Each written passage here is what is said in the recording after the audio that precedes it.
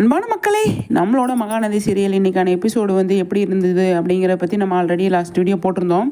இருந்தாலும் இந்த வீடியோவில் என்ன பேச போகிறோம் அப்படின்னா, நம்ம காவேரி எந்த மாதிரி ஸ்டெப் எடுக்கிறாங்க விஜய்க்காக அப்படிங்கிறதான். இப்போ நிவினும் குமரனும் வந்து ஒன்று சேர்ந்து வருவாங்க அப்படிங்கிறது நமக்கு தெரிஞ்சு போச்சு.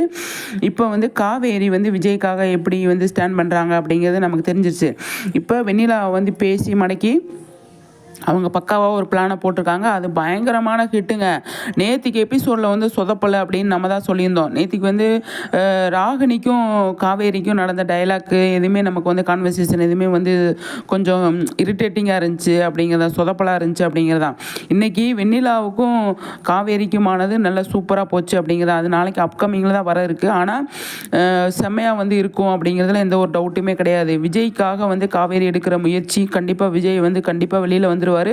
வெளியில் வந்து என்ன பண்ணுறாரு அப்படிங்கிறதான். காவேரி அவங்க வீட்டுக்கு போகிறாங்களா இல்லை விஜய் வீட்டுக்கு வராங்களா அப்படிங்கிற பாயிண்ட்டு தான் இப்போ நான் யோசிக்கிறேன். கண்டிப்பாக வந்து விஜய் வந்து எந்த ஒரு இடத்துல இப்போ நிவினும் குமரனும் போலீஸ் ஸ்டேஷனுக்கு கண்டிப்பாக வந்துடுவாங்க. அதுக்கான என்ன ஸ்டாலுக்கு போவாங்க, எக்ஸிபிஷன் ஸ்டாலுக்கு போவாங்க. அங்கே போனால் வந்து அங்கே இருக்க மாட்டாங்க. எங்கே போயிருக்காங்க அப்படிங்கும்போது இங்கே போலீஸ் ஸ்டேஷனில் இருக்கேன் அப்படிங்கன்னு நிவின் கேட்கும்போது நிவின்கிட்ட சொல்லி தான் ஆவாங்க. காவேரி குமரன்கிட்ட சொல்கிறாங்களோ இல்லையா, நிவின்கிட்ட சொல்லுவாங்க.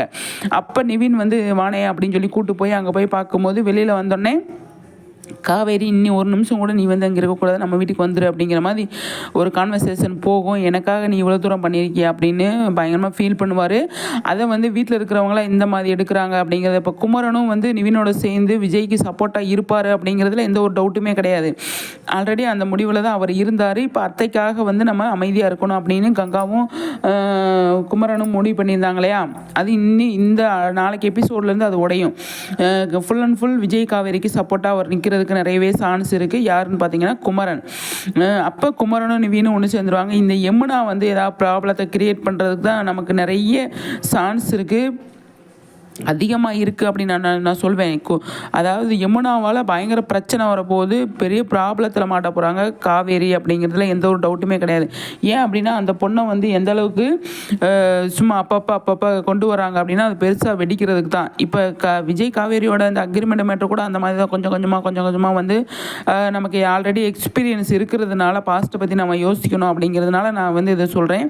கண்டிப்பாக யமுனா அமைதியாக வச்சுருக்காங்க அப்படின்னா அதில் ஏதோ பிரச்சனை இருக்குது அப்படிங்கிறது தான். அதுக்கப்புறம் தான் வந்து உடச்சி பேச போகிறாங்க அப்படின்னு. இப்போ விஜய்க்கு தெரிஞ்சது ஃபேமிலிக்கு தெரியணும் இல்லையா. அப்போ வந்து நிவின் மூலமாகவோ யமுனா மூலமாகவோ தான் ஃபேமிலிக்கு காவேரி மாசமாக இருக்கிறது தெரிய வரும்.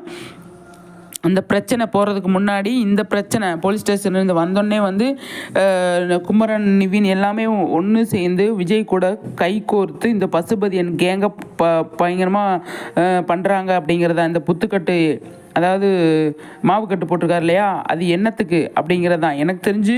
இந்த 3 சகலா பாய்ஸ்